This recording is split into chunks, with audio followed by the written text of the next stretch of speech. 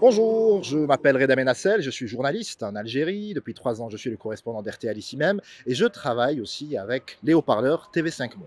Alors, vous le savez sans doute, depuis le 22 février 2019, des millions d'Algériens sont sortis dans la rue pour dire non au cinquième mandat du président Bouteflika, 83 ans, atteint d'un AVC depuis 2013 et incapable d'assurer ses fonctions présidentielles. C'était le cinquième mandat de trop, le cinquième mandat de la honte. Alors, ce qui est intéressant, c'est que ce mouvement populaire, ce Hirak, s'est rapidement métamorphosé en une véritable révolution du sourire. C'est le petit surnom affectueux qu'on lui donne ici pour souligner le caractère pacifique du mouvement. Ce Hirak a très rapidement remporté beaucoup de victoires. La démission du président Bouteflika d'une part, l'arrestation, l'emprisonnement d'une grande partie du clan présidentiel accusé de corruption et de népotisme.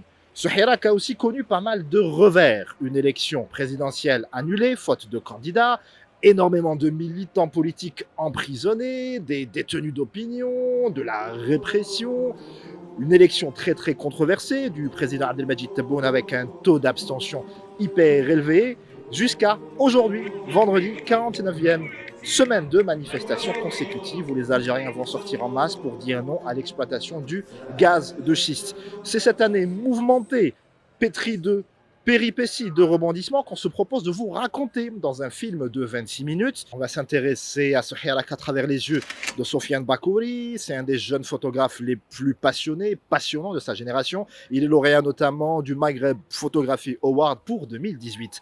On va s'intéresser à Lila Askeri aussi. C'est un des doyens de la photographie en Algérie. Il s'échine depuis une année à éditer un livre qui regroupe les plus beaux clichés de la révolution. On va s'intéresser à Ahmed Aït Issad. Alors lui, il a exposé récemment à l'Institut du monde arabe à Paris et il s'est fait connaître grâce à son projet humano-écologiste qui s'appelle l'Algérie vue d'en bas.